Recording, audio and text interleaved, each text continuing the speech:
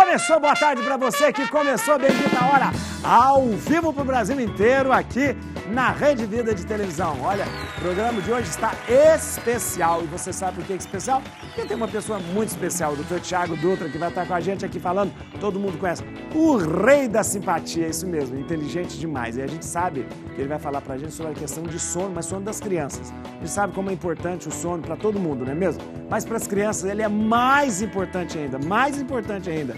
A gente vai saber aqui todos os porquês. Daqui um pouquinho, viu? E depois eu vou receber aqui no Bendita Hora o Padre Renato Andrade. O Padre Renato vai falar do livro que ele está lançando, Vida Eterna. Você não pode perder não, gente, que demais. Ó, prepare o seu café, começou Bendita Hora.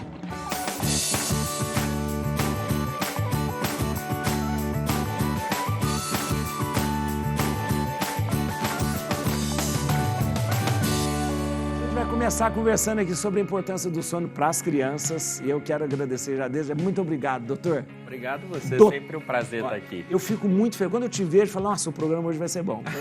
Que bom. Obrigado mesmo, viu, doutor? Obrigado mesmo. Doutor Thiago, ele é pediatra, ele faz um trabalho maravilhoso, pesquisador, cientista mesmo com a gente aí, tá bom?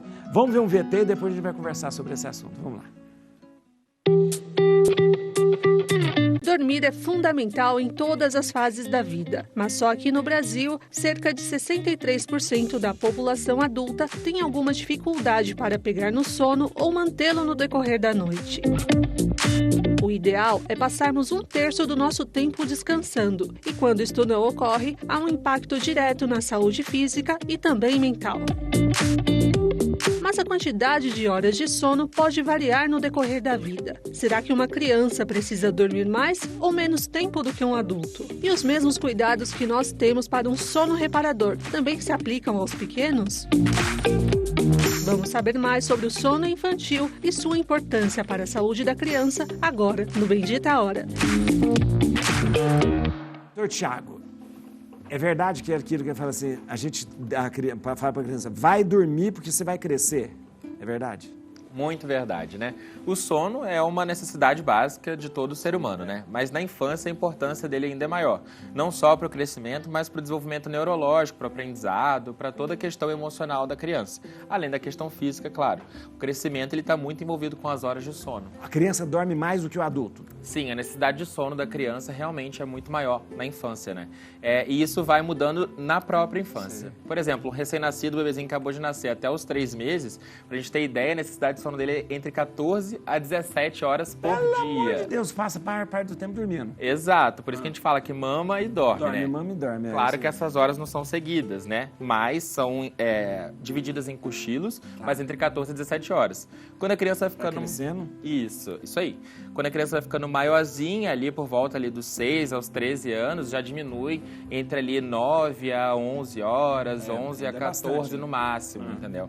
E daí a gente já tem essa diferença. Para nós adultos, até chegar aí nas 8 horas, mais ou menos. Doutor, mas tem uma coisa, aí a gente está falando, as crianças então podem ser afetadas pela falta de sono, então? Muito, em todas as esferas, né? Tanto na esfera física, na questão do crescimento puberal, né? Da questão dos hormônios, produção de hormônio, cortisol, GH, que é o hormônio do crescimento, né? Sim. Também nas questões emocionais, questão de ansiedade, a criança que dorme menos, ela tem mais chance de ter ansiedade. Existem alguns estudos que falam até mesmo das questões imunológicas, então as crianças que dormem menos, possivelmente elas podem estar mais suscetíveis a infecções virais, por exemplo, a ficarem mais gripadas, coisas do tipo. Olha que interessante. Sim, parece fazer todo sentido, porque foi um grupo grande de crianças estudado, né?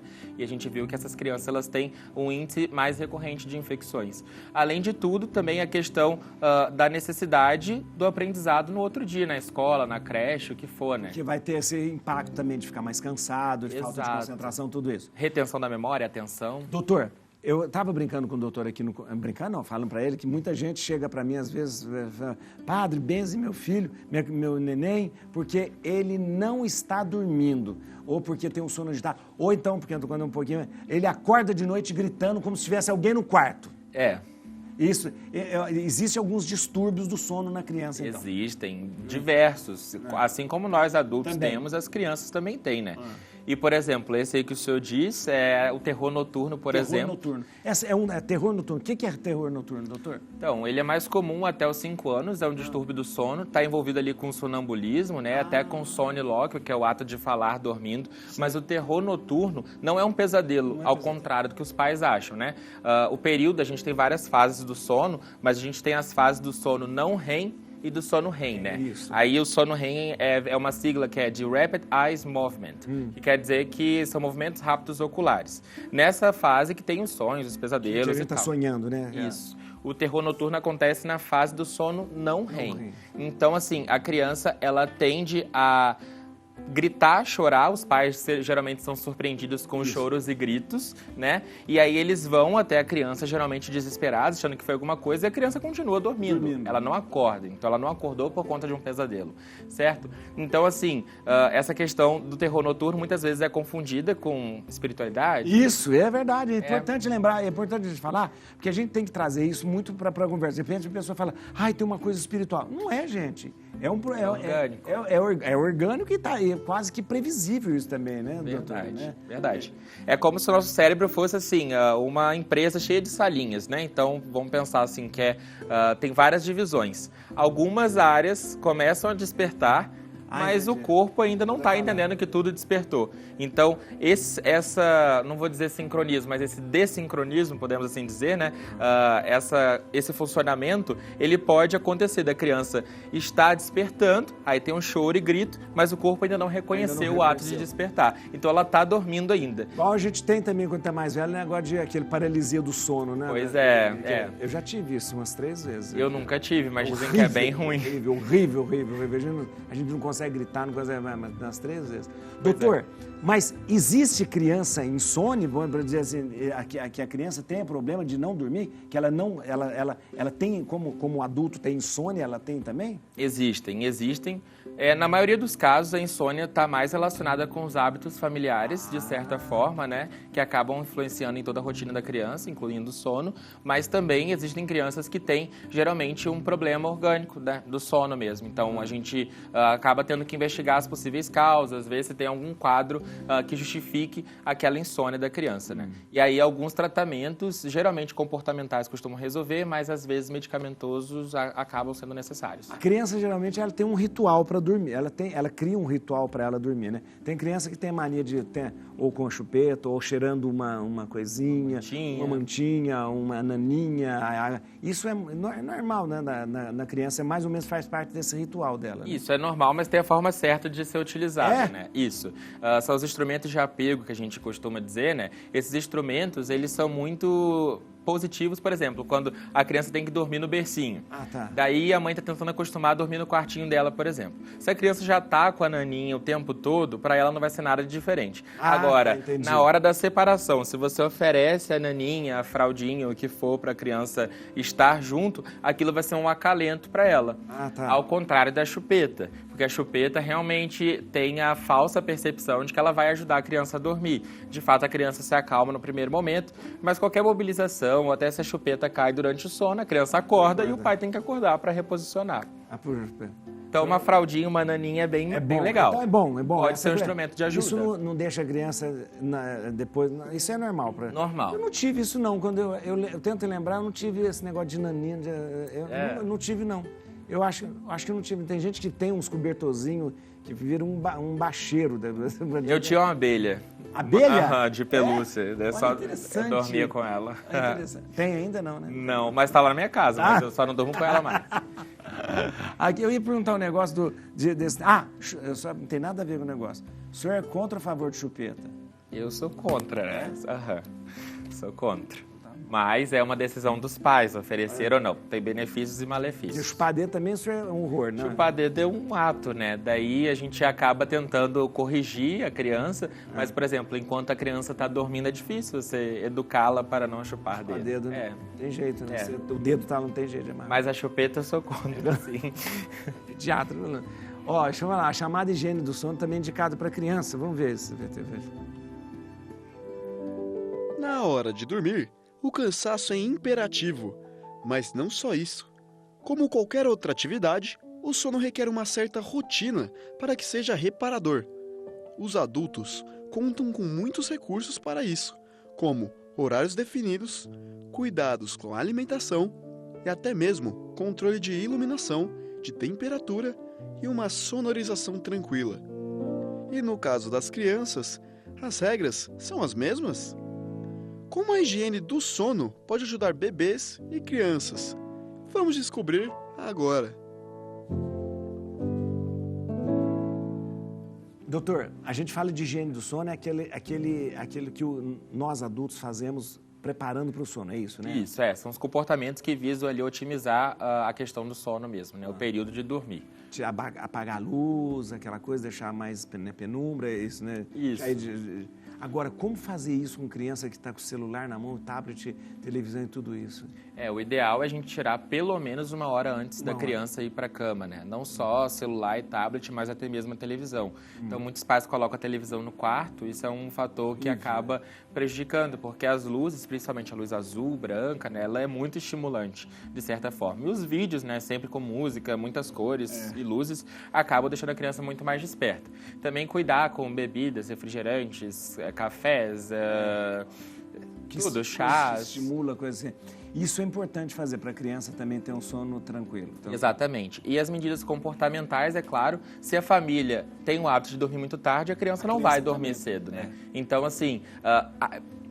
rituais que façam sentido para a criança. Por exemplo, uma massagem, a mãe deita um pouquinho ali, mas que seja por um breve período, até 30 minutos, né? Fazer aquele ritual todos os dias acaba meio que treinando mesmo a mente da criança para aquela é a hora de dormir, é a hora de descansar. Então, cantiga de ninar, não sei se o pessoal faz ainda cantiga de ninar. Geralmente com uma musiquinha, uma cantigazinha de ninar e a pessoa vai sendo... Eu lembro disso, minha mãe cantava muito para isso me lembra, está muito vívido na minha memória, ela cantando e batendo as mãos devagarinho nas costas para eu ir dormindo. Eu não sei se de repente cantiga de ninar o pessoal ainda faz, nem sei se tem mais essa cultura da cantiga de ninar também, né? Essas atividades que fortificam o vínculo da mãe ou do pai, do responsável com a criança, são muito positivas. Oração, cantar, contar histórias. Contar história, tudo isso fortalece o vínculo deles dois. E se aquilo for feito de forma rotineira,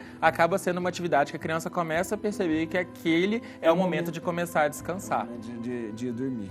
A gente vai ver uma pergunta para o doutor aqui, vamos ver. Como hábitos irregulares de sono dos pais afetam o dormir dos filhos? Você tinha falado, né, da questão dos pais, né? A rotina familiar, ela diz tudo sobre o funcionamento da criança, não só na questão de dormir, mas até de como ela se comporta, né? Então, assim, os hábitos familiares, por exemplo, luzes acesas durante a casa toda, assim, né? Perante a casa toda. Luzes muito fortes, muito claras. Na parte da noite também pode ser um potencial excitador da criança, né? Então, a criança fica mais estimulada por conta da luz. Então, começar a diminuir a questão das luzes à noite, isso é uma coisa que os pais fazem e que a gente pode ajudar no sono das crianças, né? Oferecer, no caso, os rituais em conjunto aí, que nem você falou, de contar histórias e tudo mais. É interessante. A temperatura tá agradável, né? Às vezes, regiões mais quentes, por exemplo, então fazer uso de ventilador, né? Dessas coisas todas. Ou também na questão do frio, ver se a criança está bem coberta e tudo mais. São tudo hábitos familiares e que vão, no caso, ajudar a criança diretamente ali na questão do sono. Televisão no quarto, o doutor falou, pelo amor de Deus, que ideia de jumento é essa, colocar a televisão no quarto para qualquer pessoa? Sim. Na hora de dormir, é hora de dormir, gente. É hora de dormir. Você pode... Mentira, Rodolfo. Você tem televisão no quarto? Não é possível. Você tá brincando? Pois quer dizer que vocês não estão dormindo bem? Não estão dormindo bem. Você também? Eu falei ideia de jumento, Gente, mas... Você bota lá no sleep? Não, tá errado isso, doutor, né? Eu tô dizendo isso, mas ontem eu dormi com a televisão ligada. Doutor, não fala isso. Mas as crianças não podem, porque eu sou adulto, sabe? Mas não vem pensando não, ó. Pensando nas crianças. No caso, a TV no quarto primeiro. Os pais não têm controle do que a criança vai ver ou do que vai passar ali. E, obviamente, também a questão das luzes, né? Como eu já tinha falado. Então, não é uma boa ideia. Tem problema de saúde que a criança tem algum problema que isso pode afetar a qualidade do sono também? Sim, vários problemas de saúde podem estar envolvidos nessa questão da criança não dormir bem. Problemas respiratórios, né, apneia de sono, ou até mesmo asma, crise de asma, criança que tem dificuldade de respirar. A criança tem apneia de sono? Pode ter. Tá brincando? Pode ter. Aham. E ronca também? Pode ter ronco, daí tem que investigar a causa, se não é Mas nenhuma na obstrução língua- na via aérea, né? Tem crianças que podem ter algumas malformações, até mesmo congênitas, As né? amígdalas também? Amígdalas também? Sim, então todas essas questões orgânicas de saúde podem estar envolvidas no sono. Otite de repetição, a criança que tem muitas Sim, dor de otites, ouvido. está com dor no ouvido, Dor de na hora de ouvido. deitar a cabecinha não vai dormir bem. Então todas essas questões podem falar a favor de uma noite mal dormida. E uma das mais comuns, por exemplo, é o desconforto gastrointestinal. Então crianças com intolerâncias alimentares, por exemplo, estão com a barriga distendida, desconforto intestinal, gases, dor abdominal, obviamente não vão dormir bem. Doutor, uma coisa que me preocupa, tem me preocupado porque é o seguinte, às vezes eu, com as crianças da catequese, às vezes eu converso, às vezes eu fiquei impressionado com criança de 8, 7 anos queixando de ansiedade. Como que pode uma criança de 8 anos, 9 anos ter ansiedade? E eu fiquei mais perplexo por da pessoa saber e falar para mim. Pois é. Padre, eu tenho ansiedade. O que é isso? Isso é realmente patológico? Ou é o pai que de repente falou, a mãe que falou, não sei? Primeiro a gente tem que definir bem em qual contexto ela aprendeu, né, a expressar exatamente esse sentimento para entender a validação dele, né? Claro, a gente tem que sempre validar as queixas das crianças, mas a gente tem que ver o que não é uma reprodução do que ela escutou em casa. Então, às vezes a mãe tá ansiosa e fala, eu tô ansiosa hoje, e aí aconteceu alguma coisa com a criança e acha que aquilo é ansiedade. Mas, de fato, existe ansiedade, depressão e outros transtornos da saúde mental em crianças. Mas há uma queixa maior agora, nesse isso. tempo. Não só as crianças, mas nós adultos estamos falando mais sobre isso, né? E a nossa geração também é uma geração criada de forma mais ansiogênica. Antigamente, o compromisso da criança era brincar na roça, né? Isso, eu fiquei pensando nisso o dia inteiro hoje. Falei assim, Sim. A criança tinha o período do ócio, que é muito interessante. Sim. Hoje a criança não tem esse período de ócio. Não, hoje a criança ela sai da escola, vai para orientadora, depois vai para natação, depois não balé, que seja ruim. Mas é demais. Mas é uma rotina, às vezes, que chega a ser exaustiva e cansativa para a criança, né? Não, e a criança ela tem uma agenda, às vezes, mais cheia do que, de repente, um adulto. Porque ela sai vai pro Kumon, vai pro natação, vai pro balé, vai pro não sei o quê, vai pro não sei o quê. Chega de noite, a criança está esgotada. Ela não foi criança.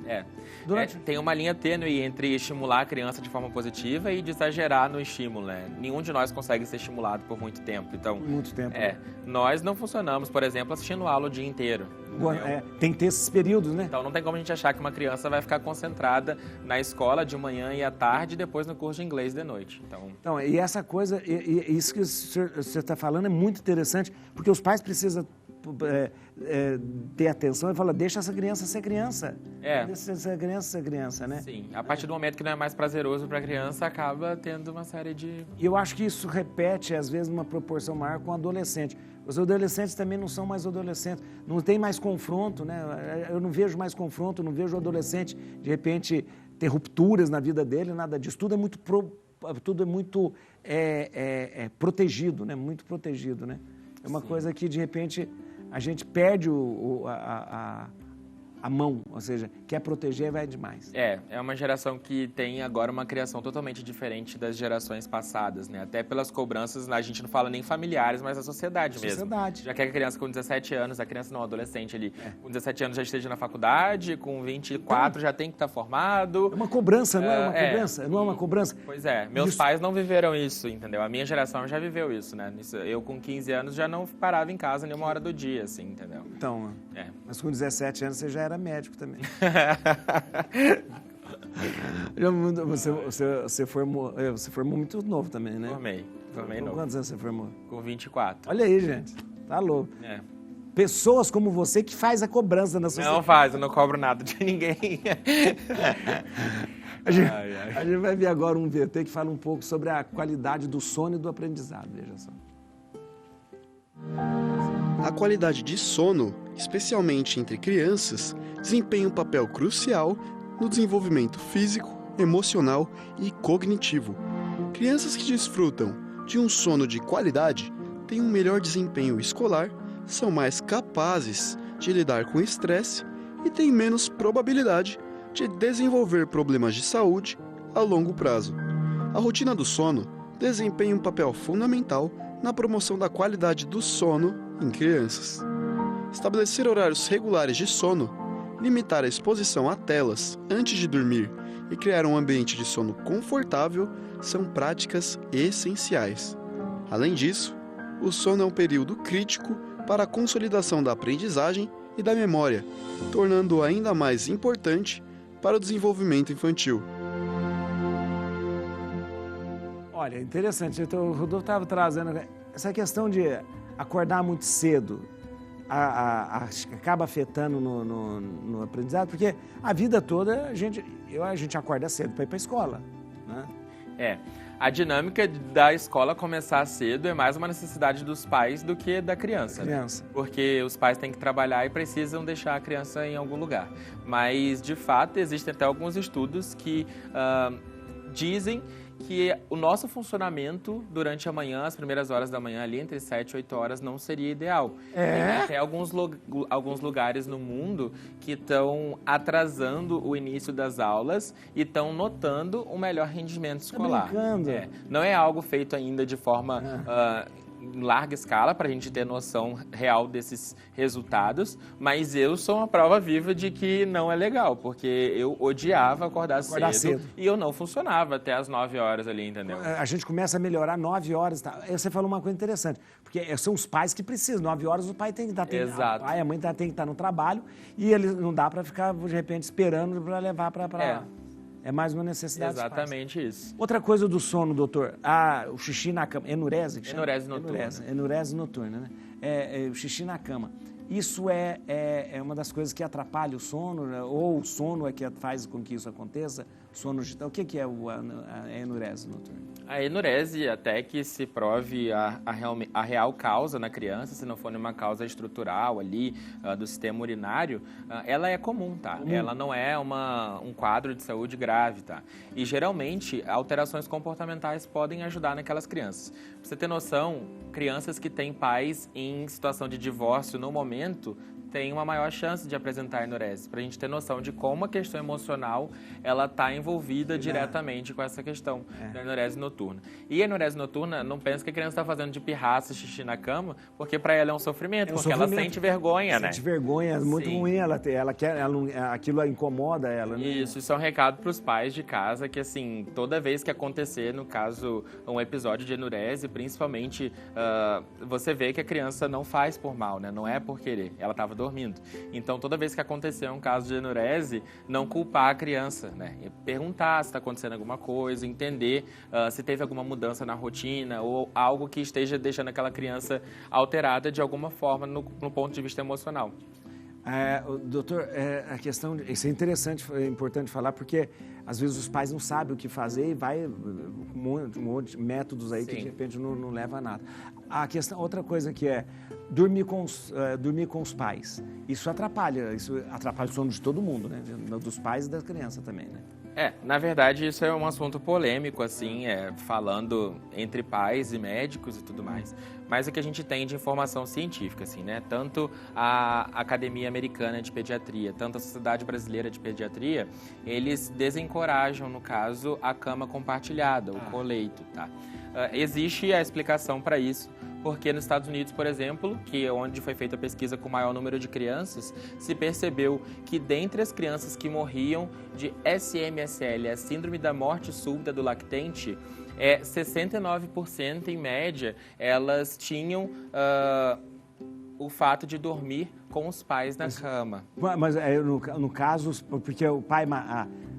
matar? Não é que os pais matem a criança. Não, digo assim, rolava em cima, não tem isso. Isso é um grande risco, um porque grande risco, nós adultos, nós entramos em sono profundo por longos períodos, né? Então a criança, ela tem um mecanismo de sono diferente, mas eu, por exemplo, se eu entrar no sono, nada me acorda, entendeu? E daí, quando os pais estão ali naquele sono profundo, a chance de algum membro do próprio pai, perna, braço, ou um lençol, travesseiro e tudo mais... sufocar a criança. Sim, a gente está falando de um bebê pequenininho, então qualquer coisa pode obstruir e sufocar a criança. Muitas vezes a gente viu já a criança que morre justamente porque o pai e a mãe rolou em cima e não percebeu. Pois é. Mas isso que você está falando não é isso. Essa síndrome de morte súbita, não. Mas, de fato...